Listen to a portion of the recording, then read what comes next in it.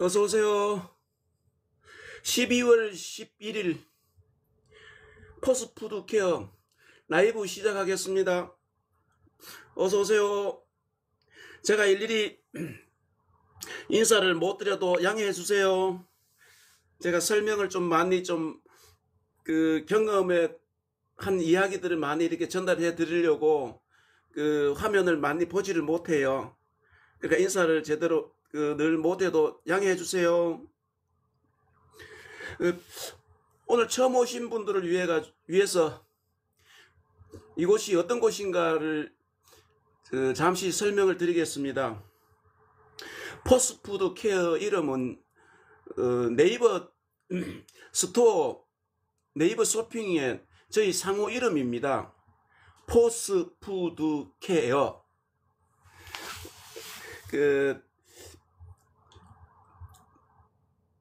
반려식물하고 또 우리 식물을 키우는데 꼭 필요한 농자재, 그러니까 식물을 키우는데 쉽게 이야기해서 영양제 16가지 원소, 이런 제품들을 제가 농업을 할 때 사용해보고 검증이 된 어떤 제품들을 제가 여러분들에게 소개를 해드리고 또 그 제품을 판매를 하는 마켓입니다. 이런 마켓을 쏘일거리로 운영을 하면서 제가 도시에서 아파트 내에서 봄부터 가을까지는 추위 오는 시기까지는 화단에서 이런 화분을 이용해 가지고 농업을 하고, 또 이제 추위가 오면은 지금과 같이 이렇게 방으로 들여 가지고 온도와 이런 통풍과 햇볕과 이런 걸 수분 관리를 하면서 식물들을 관리를 하고 있습니다. 제가 지금 여기 방송을 하는 이곳에는 아파트 3층인데요. 아파트 3층에 바깥에 이런 방이 2개가 창문이 큰 유리로 되어 있어 가지고 식물을 키우는데 아주 좀 이렇게 큰 창문하고 햇볕이 들어오는 공간이 좀 많아 가지고 식물을 키우는데 도움이 되고 있습니다. 또 도시의 대부분 다 아파트는 화단이 없잖아요. 그런데 여기는 3층에 주차장 이용을 하면서 화단을 방 2개가 제가 사용을 하고 있는데 그 2개의 화단이 꽤 넓어요. 거기다가 화단에다가 이제 식물을 심을 수는 없죠. 도시에는 땅들이 전부 다 오염이 됐기 때문에, 특히 시멘트 물이라든지 좋지 않는 그런 오염이 된 물질들로 인해 가지고 도요지 쪽에서는 가급적이면은 식물을 키워서 이렇게 채소들을 키워 가지고 드시지 않으면 좋아요. 이 도해지 근교 쪽은 대부분 다 이 도로하고도 가깝고 자동차들이 많이 다니고 내뿜는 어떤 타이어 분진이라든지 도해지 쪽에서 나오는 폐오수 어떤 그런 물들로 인해 가지고 비가 와도 땅으로 다 스며들잖아요. 그래서 도해지 근교 쪽에서 특히 도로변 주변에서 봄에 보면은 민들레라든지 어떤 나물들을 뜯어 가지고 이렇게 식용을 하시는 분들이 있는데요. 채소들, 나물들을 뜯어 가지고 뭐 먹는다 해 가지고 큰 어떤 문제점이 바로 눈앞에 보이겠습니까만은 좋지 않는 그런 오염된 나물들을 가급적이면 뿌리도 마찬가지고, 뿌리든 민들레라든지 이런 것도 마찬가지고, 도해지 도로변 근교에서는 농촌 쪽으로 가서도 마찬가지입니다. 도로변 근교에는 가급적이면은 거기에 있는 나물이라든가 채소들이나 이런 것들은 먹지 않는 것이 좋겠습니다. 제가 여기에 식물들을 지금 이 안에 관리되고 있는 것이 약 한 20여 종이 있는데요. 바깥에서 키우던 것들 방안을 다 들여올 수는 없어 가지고 정리할 거는 다 바깥에서 11월 달 초에 방으로 들어오면서 다 정리를 해버리고, 현재 여기는 설탕 대체 식물 스테비아하고 옥천냉두, 오색고추, 어, 또 뭐 우리 거기 반려식물들 공기 정화용으로도 좋은 어떤 연화죽, 금전수, 필레아 페페, 로미오이데스, 행운목, 청페페, 뭐 파슬리, 또 샐러리, 상추 한 5종류. 지금 앞에 여기 이제 보이는 제가 이제 중점적으로 제가 이 버섯 재배를 이 실내에서 이렇게 여러분들에게 이 키우는 방법이라든지 어떤 여기에 대해 가지고 설명을 좀 많이 드리고 있습니다. 제가 이제 여기에 대해 중점적으로 설명을 좀 드려보겠습니다. 이건 지금 톱밥을 뭉쳐가지고 이런 배지를 잘 깨어지지 않도록 해서 단단하게 이렇게 뭉쳐진 표고버섯 재배 키트입니다. 이건 이제 솔송고란 어떤 그 품종을 여기다가 이제 종균을 이거 심어 가지고요, 배양을 해서 이렇게 키트를 도시에도 도시민들이 이제 반려식물로, 또 어린이는 체험학습용으로 이렇게 도시에서도 이렇게 키워가지고 재배를 할 수가 있는 그런 키트입니다. 이건 지금 버섯 재배도 농업이잖아요. 농업이기 때문에 이건 관리되는 농장에서 친환경 인증을 받아가지고, 친환경 인증은 무농약과 유기농업 두 가지가 있잖아요. 거기서 무농약 인증을 받아가지고 거기에 준하는 어떤 그런 제재들을 사용하면서 이 버섯 키트를 관리를 했는데, 이 버섯 키트가 이제 주문을 하면은 이 2개가 앞에 보이는 것하고 2개가 이제 스티로폼 박스에 오면은 이 비너리가 처음에는 사여져가 있어요. 비너리가 사여져가 있는 걸 비너리를 찢지 말고 그대로 스티로폼 박스 그대로 물을 가득 채워가지고 이게 배지가 뜨지 않게 뭐 물 주머니를 만든다든지 무거운 것을 위에 눌러가지고 24시간 침종을 했다가 24시간 후에 건져가지고 이제 이렇게 쟁반에다가 앞에 쟁반에다가 이제 놓고 물주기를 처음에는 비닐을 안 뺏겼기 때문에 물을 줄 수가 없잖아요. 그래서 2일에서 3일 정도가 지나면은 버섯이 이렇게 나오는 게 보여요, 이제. 그래서 버섯이 나오는 걸 보이면은 그때 가서 이제 문방구 칼이고, 문방구 칼이 아주 날카롭게 이렇게 잘 드잖아요. 이게 비닐을 잘 찢어져요, 문방구 칼이. 끝으로 가지고 이제 이 키트가 다치지 않게, 상하지 않게 버섯이 나오고 있기 때문에, 그래서 비닐을 벗겨줍니다. 비닐을 벗긴 후부터는 수확 마무리 될 때까지 하루 한 5회 정도 이런 스프레이에다 물을 담아 가지고 이렇게 물을 뿌려줍니다. 돌아가면서 물을 한 하루 5회 정도 이렇게 물을 충분히 버섯에게 충분히 먹을 수 있도록 이렇게 뿌려줍니다. 돌아가면서. 그러면은 집에 사람이 없을 경우는 아침에 일터로 가거나 직장에 나가시는 분들은 아침에 물을 좀 낮에 못 주는 걸 감안해 가지고 새벽부터 물주기를 좀 더 주면 되겠죠. 마르면 또 주고, 마르면 주고. 아침에 새벽 일찍 일어나시는 분들은 새벽부터 물을 줘가지고 직장에 갔다가 오후에 들어왔어도 또 주무실 때까지 하루 한 5회 정도만 맞춰가지고 이렇게 물을 주면은 버섯이 이렇게 다른 거 뭐 주지 않아도 다른 채소들처럼 어떤 다른 영양이 되는 것을 안 줘도 물만 줘가지고 순수하게 물만 줘서 키우는 거거든요. 그래서 물만 부지런히 잘 주면은 이렇게 버섯이 이제 이렇게 정상적으로 잘 큽니다. 이 버섯이 지금 현재 오늘 재배 물에 침종해가지고 오늘까지 15일 차입니다. 15일 차인데 보통 13일에서 15일 정도 되면 버섯을 수확할 정도로 크기가 커요. 크기가 큰데 이번에 제가 이 방안 온도가 이 버섯을 시작하면서부터 방안 온도가 굉장히 좀 저온으로 해놓고 살아요. 제가 잠을 자거나 하는 방은 다른 방에서 자고, 여기는 식물만 키우는 공간으로 활용하는데, 지금 온도가 오늘 창문을 열어놨더니 겨울인데 온도가 얼마까지 내려갔냐면요, 14도까지 내려갔습니다. 습도는 32%인데 현재 시간은 오후 4시 20분 좀 넘었고 14도까지 내려가니까 어떻게 돼요? 이 방 안에 사람이 생활하려면 사람도 굉장히 춥겠죠. 그래서 제가 지금 털모자를 쓰고 있습니다. 털모자를 쓰고 그 방송 진행을 하고 있는데요. 창문도 열어놨어요. 창문을 열어놨더니 겨울철에 창문을 열어놓으면은 굉장히 찬바람이 많이 들어오잖아요. 그럼 보일러만 일단 가동 안 되도록 해놓고 이 온도를 하루 종일 이렇게 그 식물에게 얼어 죽지 않을 정도까지만 그 앞에 있는 이따 그 제가 보여드릴 텐데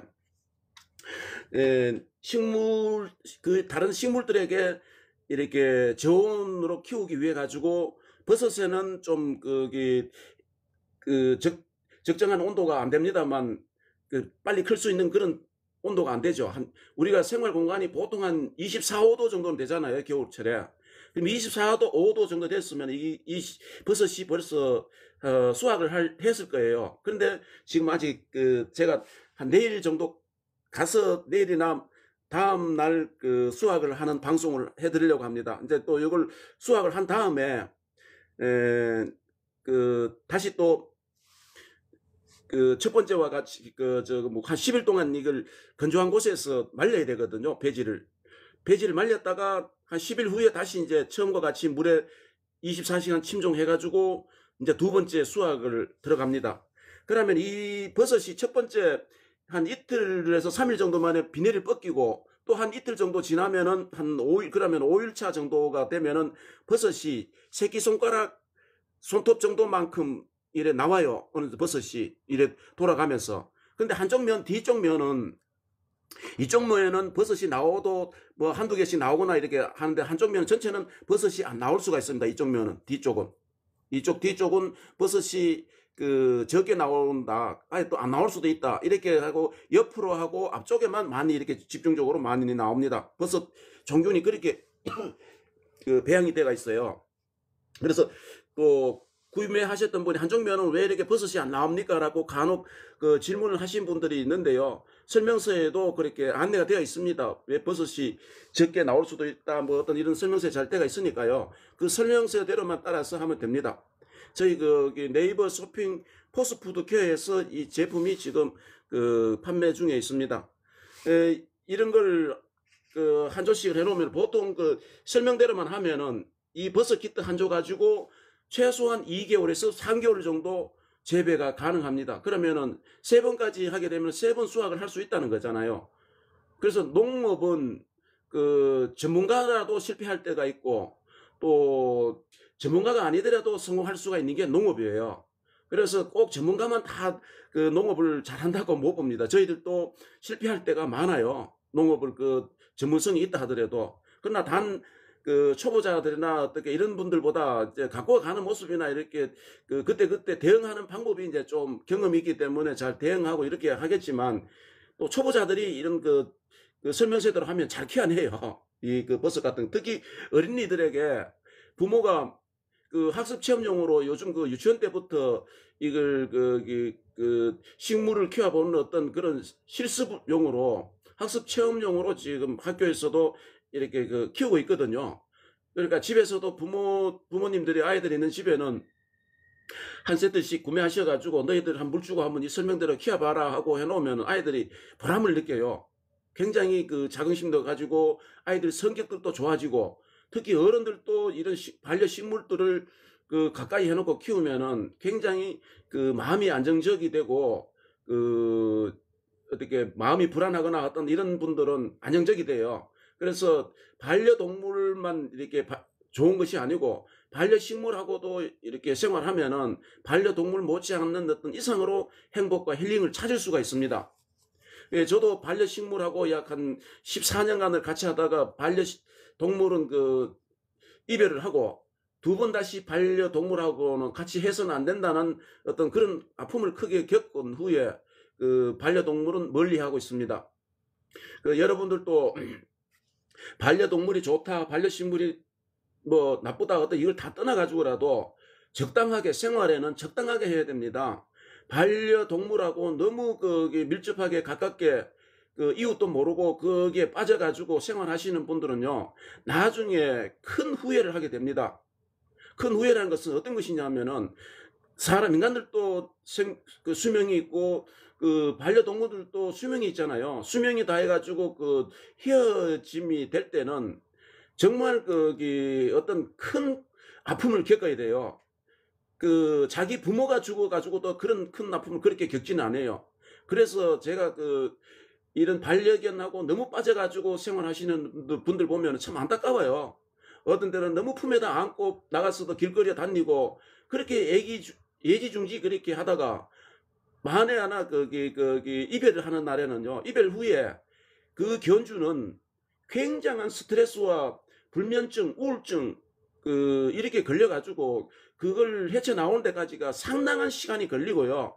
자칫하면은 자기의 그 생명까지도 위협이 되는 어떤 이런 일들을 저는 주변에서 여러 명을 봐왔고, 또 저희 지인들 중에서도 어른인데 나이 60대, 70대가 넘은 사람들도 그 큰 충격에 빠져가지고 그 불면증이 와서 정말 상당한 고통을 겪는 걸 봤습니다. 병원을 늘 다녀야 되고요. 잠을 못 이루니까 그 병원에 다니면서 뭡니까? 병원에 다니면은 그 수면이 부족되면은 수면에 도움되는 약들을 처방을 하잖아요.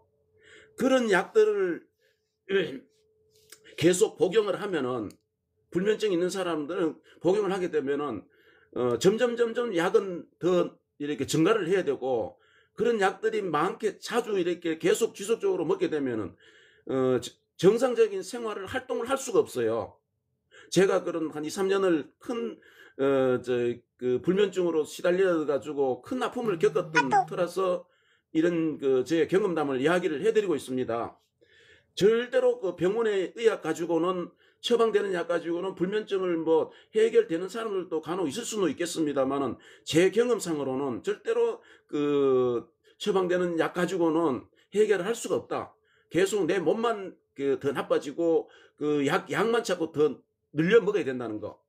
그래서 저도 그런 약 처방을 받아가지고요, 그 약을 자꾸 복용이 늘어나자 그 다음 날은 일어나지도 못했어요. 일어나지도 못해가지고, 그러니까 모든 생활 패턴이 다 무너져요. 다 무너져가지고 일상생활이 힘들게지고 어렵게 돼가지고, 그래 되면 어떻게 돼요? 극단적인 생각까지도 하게 되고 우울증으로 와가지고. 그래서 이 반려견을 키우던 분들이 그 반려견하고 헤어진 후에가 더 큰 문제가 된다는 걸 꼭 명심하셔가지고 적당한 선에서 이렇게 본인의 행복과 힐링을 찾으시기 바랍니다. 너무 이렇게 깊이 빠지지 말라는 이야기입니다. 깊이 빠졌다가는 나중에는 깊이 빠진 만큼 이상의 큰 고통을 겪는다는 것만 알고 계시면 됩니다. 제가 다른 얘기를 가지고 오늘 시간을 너무 많이 좀 이렇게 흘렀습니다. 벌써 20여 분이 지금 흘렀는데, 그러면 이 버섯은 제가 아까 설명을 쭉 이렇게 얘기를 드려가지고 어느 정도 이제 아시잖아요.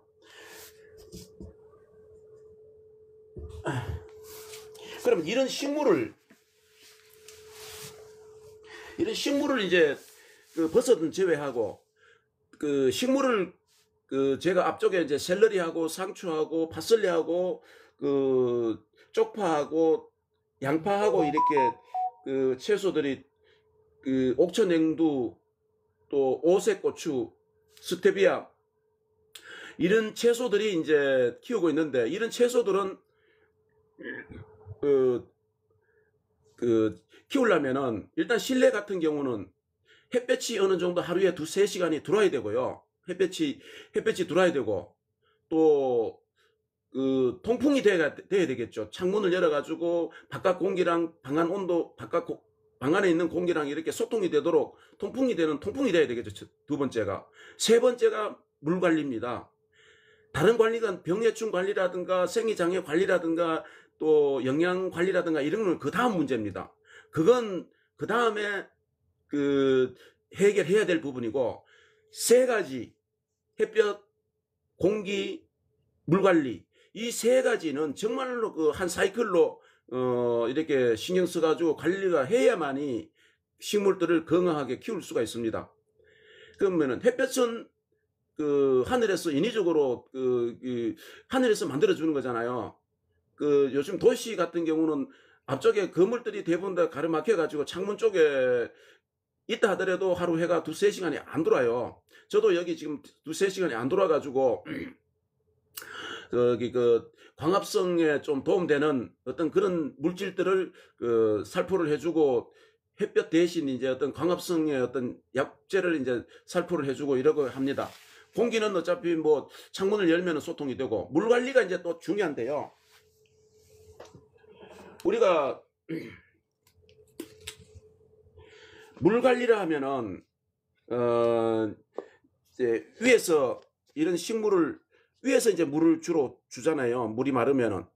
그러면 물이 마르면은 위에서 물을 주다 보면은 이제 그 방한 온도와 이런 것 때문에 위에는 흙이 말라요. 이렇게 흙이 마르면은 이게 이제 수분이 조금 있는 상태인데요. 흙이 이렇게 마르면은 사람 육안으로 보고 아 흙이 말랐구나 하고 또 물을 주고 또 물을 주고 이렇게 하다 보면은 이 화분의 깊이가 이거는 지금 그 저면 관수 화분이라고 여기다 물을 담아 가지고 이 심지를 통해 가지고 이제 이런 심지를 통해 가지고 식물을 성장시킬 수 있도록 수분을 공급할 수 있도록 이렇게 하는 그런 화분입니다. 그 물은 이제 여기에다 담아주는데 제가 이거 계속 물을 지금 현재 말 넣고 있습니다. 이 위에다가 조금씩만 이제 부어주고 이 밑에다가 물을 넣어주면은 이 식물은 계속 지속적으로 오버가 된다 할 정도로 계속 빨아가지고 수분을 많이 끌어올려 버려요. 계속. 그러면 이 식물은 건강하지를 못해요. 처음에는 녹색과 이런 푸르름이 좀 주다가 장기간 이렇게 성장할 수가 없는 것이죠. 이 지금 샐러리가 올 봄에 2월 달에 씨앗을 파종을 해가지고 모종으로 5월 달에 심어서 지금까지 온 겁니다. 이게 여름을 거쳐가지고 바깥에 화단에서 이렇게 물을 주면서 관리해가지고 잎이 자라면은 이제 잎을 따고 해서 이 두가 상당히 굵어졌지요. 그러면은 이 담긴 흙이 많으면은 좀 더 큰 화분이면은 이 식물들도 더 충실하게 더 건강하게 키울 수가 있습니다. 그러나 저는 여기 실내 공간이고 바깥에서 많은 숫자를 키워내야 되기 때문에 그래서 이 화분을 판매 사업을 하는데요. 택배로도 보내드리고 이렇게 하는데 이게 주문이 되면은 이걸 지금 너무 크게다가 일반 가정들 같으면은 아예 모종을 심을 때 큰 화분에다 심어 놓으면은 관리하기가 더 좋고 영양 공급을 시켜주기도 좋고 수분 관리하기도 더 쉽고 여러 가지가 이점이 많습니다. 그러니까 이렇게 이제 작으면은 좀 상당히 관리하기가 좀 어려움이 따라요. 그러면 이 물을 또 계속 지속적으로 붓지 않고 물 관리는 물을 처음에 조금만 밑에 여기 라인이 보이는데요. 라인이 좀 지저분해가 안 보이면 안에서 수세미로 이렇게 닦아버리는데 여기는 물을 위에서 흙물이 내려와가지고 이렇게 자꾸 지저분해지는 거거든요. 그러면은 이 물 라인을 보고 이제 물이 있다 없다도 또 알 수도 있겠지만 물을 한 번씩 주고는 또 며칠간 말려버려요. 물을 떼어버리고 물을 주지 않아요. 그러면은 이 식물은 밖에서 재배를 하든 실내가 되든 식물은 이제 물이 요구를 할 때는 잎이 이제 사들이하고 처지잖아요. 그때 보고 이제 물을 또 살짝 조금만 이제 우선 목축임을 하도록 물을 공급을 하면은 식물들이 굉장히 좋아하죠. 우리 사람들도 목말라 있다가 물을 먹으면은 좋아하듯이 식물들도 똑같은 이치거든요. 그래서 우선 물을 작게 이렇게 투여를 시켜놓고 그 다음에 또 하루나 이틀 후에 밑에다 이제 물을 다시 이제 처음과 같이 이제 물을 조금 부어주는 겁니다. 그러면은 식물이 쭉 이제 수분을 빨아올려 가지고 또 며칠간 이렇게 관리하고 이런 시스템으로 계속 계속 물을 공급을 하지 말아야 된다는 거. 그걸 꼭 명심하시고 제가 여기 오늘 지금 볼펜을 여기구나.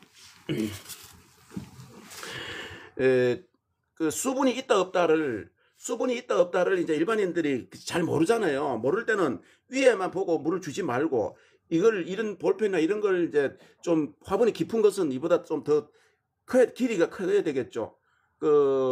이런 걸 가지고 여기다가 이제 이 뿌리하고 좀 먼 거리에 가능한 그래서 옆에다가 이렇게 뚫어 가지고 이렇게 약간 이렇게 제스해 가지고 속을 들여다보면은 속을 끝까지 내려다보면은 수분을 보여요. 흙이 마르다 안 마르다.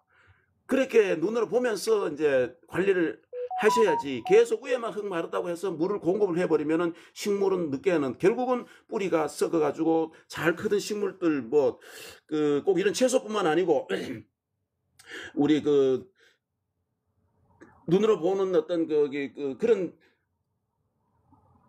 공기 정화용 어떤 그런 식물들도 하루아침에 이렇게 병들어가지고 시들어가지고 죽는 원인이 물 때문에 그렇게 대부분 다 병이 아니고 고사를 시킨다는 걸 꼭 이렇게 생각을 하시고 물 관리를 정말 잘 해줘야 됩니다.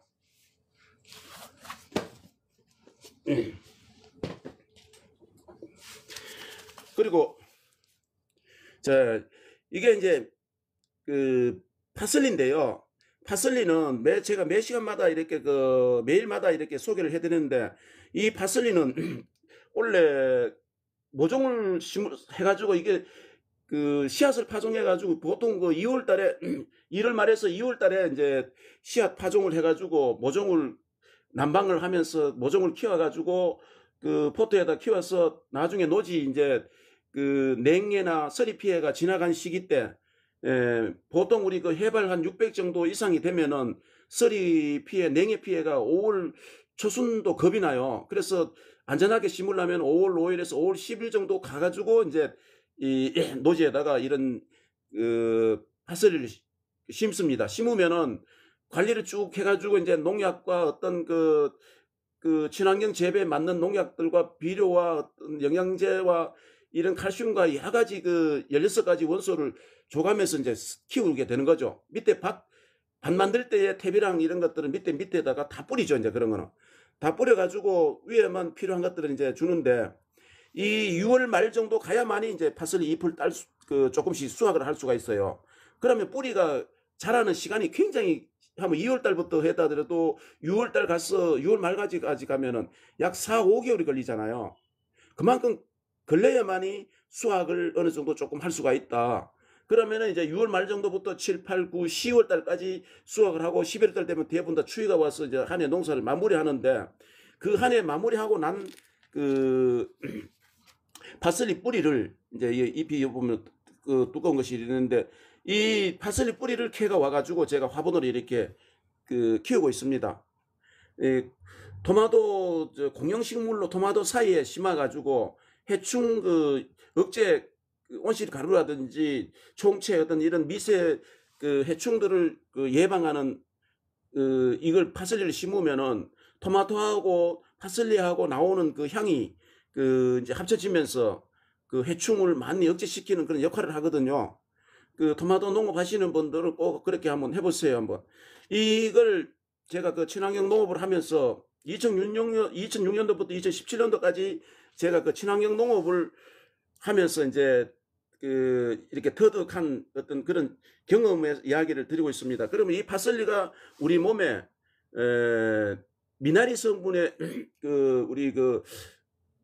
미나리도 우리 몸에 피를 맑게 해준다든지 어떤 이런 성분이 참 좋다고 해가지고 건강식품을 알려져가 건강 채소를 알려져가 있는데 미나리가 가지고 있는 성분의 약 5배에서 10배가 많다라고 알려져 있습니다. 외국에는 이 파슬리가 약으로 쓰는 것도 있고 저는 이 파슬리를 우리 한식의 모든 요리 찌개나 데쳐가지고 초장으로 찢어 먹거나 생선을 구울 때 또 고기를 구울 때 발암 물질을 줄이기 위해 가지고 이 파슬리를 이용해 가지고 하고요.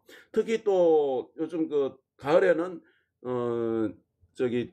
김장을 하잖아요. 배추 김장할 때에 이 파슬리를 총총 썰어 가지고 양념하고 같이 섞어 고춧가루랑 이거 섞어가 같이 들어가는데 이걸 하면은 잡내를 많이 김치에 어떤 젓갈을 쓴다든지 어떤 다른 물질이 들어가면은 잡내를 많이 잡아주고 우리 비타민이 많은 어떤 채소이기 때문에 이걸 활용을 많이 합니다.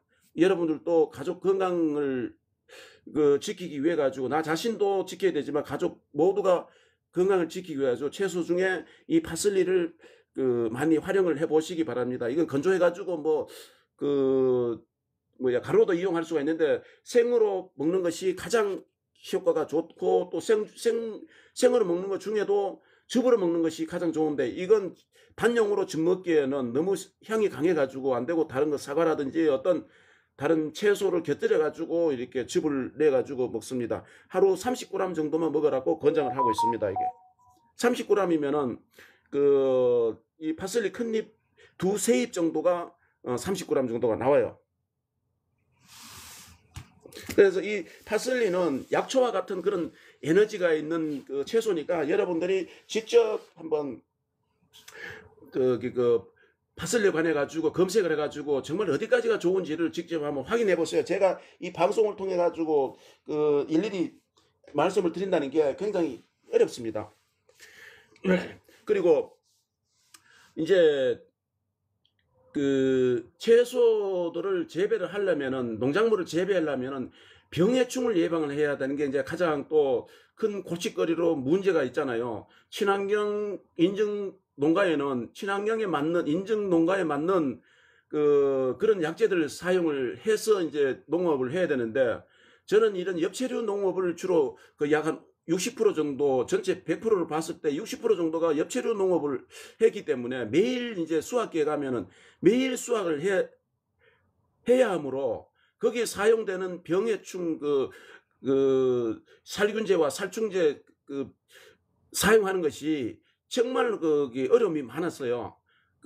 화학농약은 아예 못 사용하니까 우리 친환경에 등록된 약재들을 사용해 가지고 잘 안 들어요. 해충들도 잘 안 듣고, 그래서 자가 제조해 가지고 또 사용하기도 하고 여러 가지로 합니다만, 큰 농업에서는 다 자가 제조해서 사용하기란 너무 힘들어서 안 되죠. 작은 농업 같으면 모르지만 친환경 약재는 보통 5일에서 늦어도 일주일 이내에 한 번씩을 꼭 살포를 해야 되기 때문에 몇 개월 동안 농업을 하면서 계속 이런 약재들과 이런 걸 같이 살아야 돼요. 그래야만이 병을 예방하고 해충을 예방하면서 우리 도시민들에게 이렇게 안전한 건강한 먹거리를 만들어 가지고 제공할 수가 있는데, 그래서 제가 그 중에서 병을 예방하는 쪽에 곰팡이균을 억제를 해야 되잖아요. 곰팡이가 이제 주로 병을 발생하는 게 80% 이상이 넘는데, 바이러스하고 이런 거는 좀 얼마 안 돼요. 곰팡이로 인해 가지고 대부분 다 병이 역병도 있고 무슨 어떤 여러 가지 병이 이제 곰팡이에서 발생이 되는데, 곰팡이균을 억제를 시키는데 제가 이제 사람이 먹는 프로폴리스를 함유된 이 제품을 이제 가지고 병의 자재로 사용을 했어요. 농약으로. 이게 유기농업 자재에 등록됐고요. 유기농업까지 사용할 수가 있습니다. 이건 지금 꿀벌이 만들어 가지고 천연 항생 물질로 이제 알려져 있잖아요. 그래서 천연 항생 물질이다 보니까 우리 병균을 예방하는데 이제 도움이 많이 됩니다. 그러면 이게 우리 포항 지역에 진농산업이라는 곳에서 수년간 이 프로폴리스를 가지고 연구를 해가지고 특허를 받은 제품이에요. 여러분들도 채소 농업을 하시는 분들도 농약 사용하는 게 참 굉장히 신경이 쓰이잖아요. 그래서 이런 걸 병의 관리 자재를 이용해 가지고 한번 농업을 해 보심도, 또 내가 판매를 하지 않고 텃밭 농사를 내가 먹는 먹거리라도 이런 제품을 사용을 하시면은 상당히 도움이 되고 안전한 먹거리가 되죠. 바로 사용해 가지고 바로 쳐 가지고 바로 수확을 해도 해가 먹어도 상관이 없잖아요. 사람이 먹는 건강 기능 식품이니까. 그래서 이런 제품을 이제 제가 비용을 많이 들여 가지고도 파슬리 농업과 여러 가지 농업에다 활용을 했는데, 좀 프로폴리스 농법이라고 해 가지고 많은 관심도 받았고 좀 인기가 있었습니다.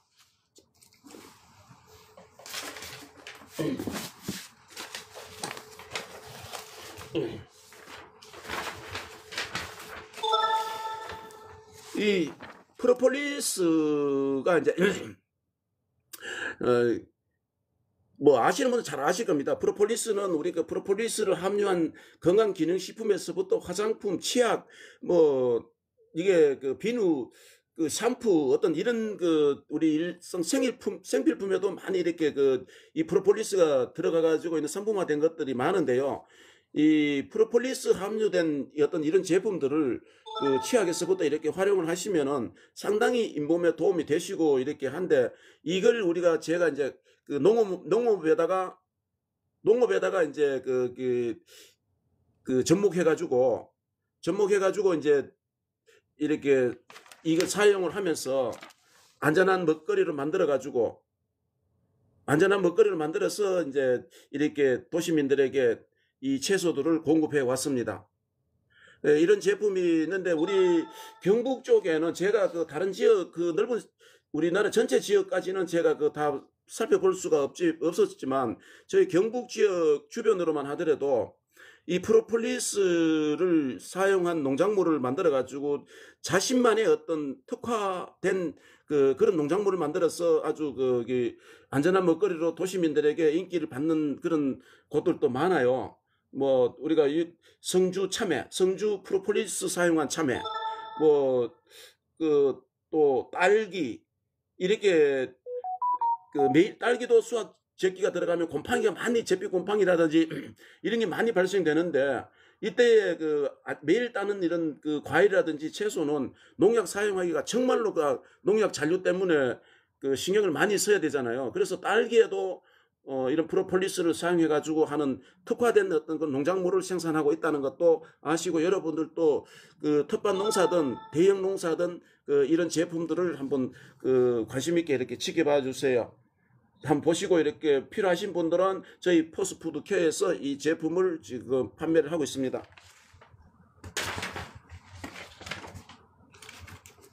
그리고 또 두 번째 이제 제가 이제 저걸 했던 거는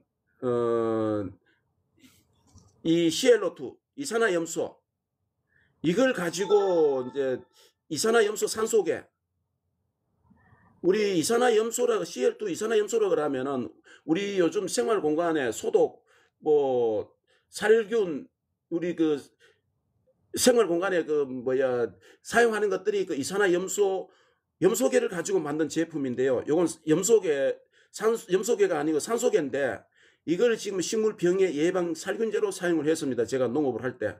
이게 우리나라 모든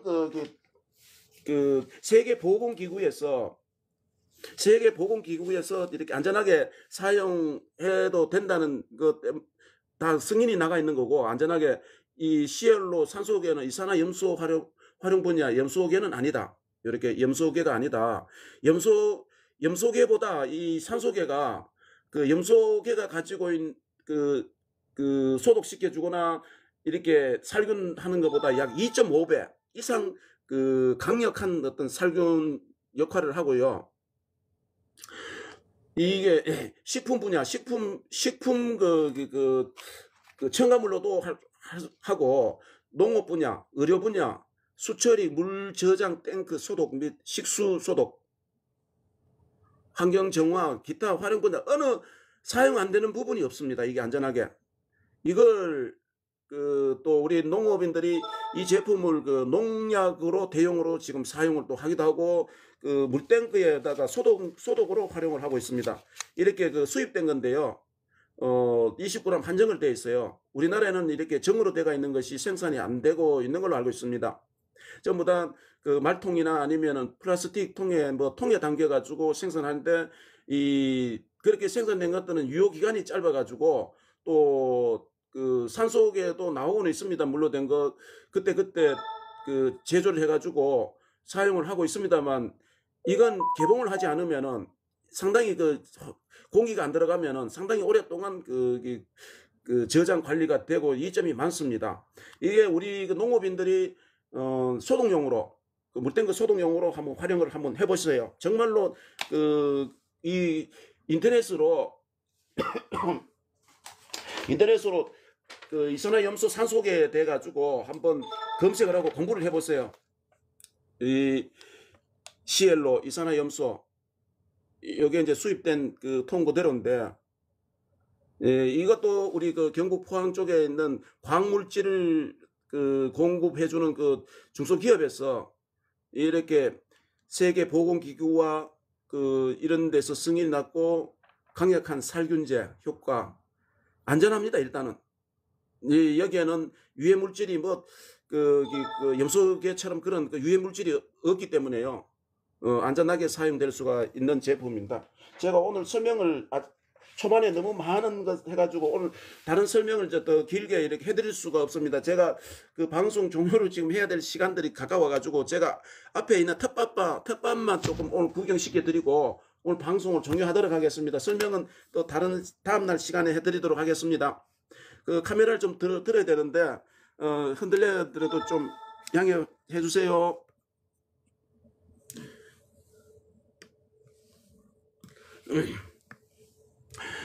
여기 보면은 그 시엘로 이산화염소 산소계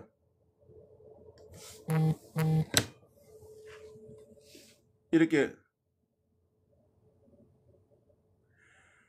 이걸 그 꼭 병의 예방 소독 우리 그 물탱크 청소 그 지하수품 올려가지고 물을 쓰잖아요. 농수용으로 그 꼭 소독을 해야 됩니다.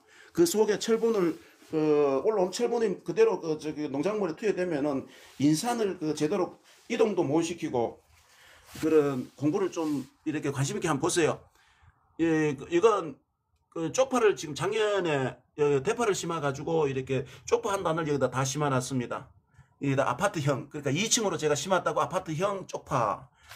또 여기는 이제 그 양파를 키우다가 양파가 이제 다 썩어가지고 제가 한 2, 3일 전에 또 새롭게 심어놨습니다. 양파가 나면은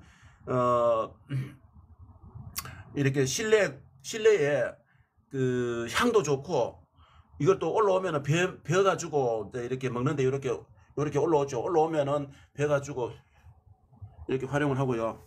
파슬리 뽀글형이 이제 이렇게 크고 있고 요거는 국화 꼬지를 지금 해놔봤습니다. 이 국화꽃이 해가지고 이게 봄에 꽃꽂이 해가지고 이렇게 키운 건데요.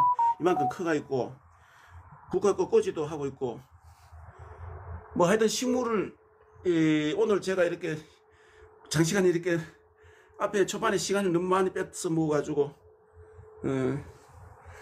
내일 그 상추를 수확해보는 시간을 가져보도록 하겠습니다. 이제 실내 여기 들어와가지고 내일 하면 두 번째를 해지는데 이게 또 이제 수명이 그 생을 마감할 때가 이제 다 됐습니다. 이놈이 그 햇볕이 부족되니까요. 햇볕이 밖에처럼 부족되니까 좀 너무 연하게 크고 이래 있습니다.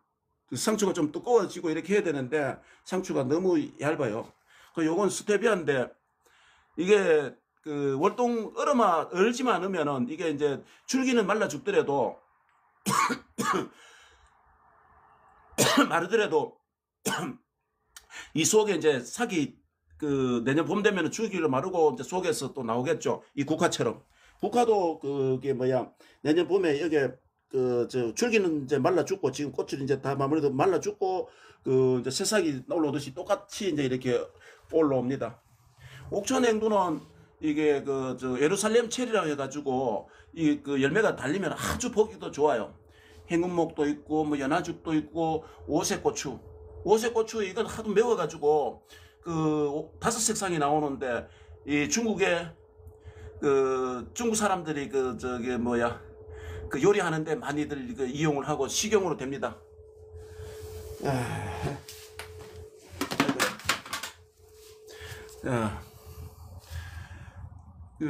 샐러리 봄부터 재배한 샐러리 필레아 페페 로미오이데스 이 돈나무라고 합니다.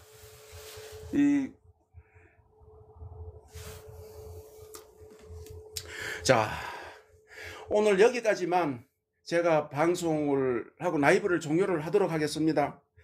자, 여러분 오늘 저희 포스푸드 케어와 함께 해주신 여러분 정말 고맙고 감사합니다. 항상 저희 포스푸드 케어 방송은 오후 4시부터 5시에 한다는 어떤 이런 생각을 주로 매일 가지고 계획을 세우고 이렇게 진행을 하니까요. 그 시간대 저희 경험 이야기를 듣고 싶으신 분들은 그 시간대에 이렇게 오셔가지고 제가 이게 두서없는 설명입니다만 이야기를 좀 듣고 농사 지었는데 비용도 적게 들고 또 병을 예방을 잘 해가지고 모두가 제 방송을 보신 분들은 비용 적게 들고 농업을 해가지고 덕이 되는 어떤 도움이 되는 일들이 많이 발생했으면 좋겠습니다. 자, 여러분 오늘 저희 퍼스트푸드 케어 함께 해주셔서 감사합니다. 방송 종료합니다. 여러분 안녕히 계세요.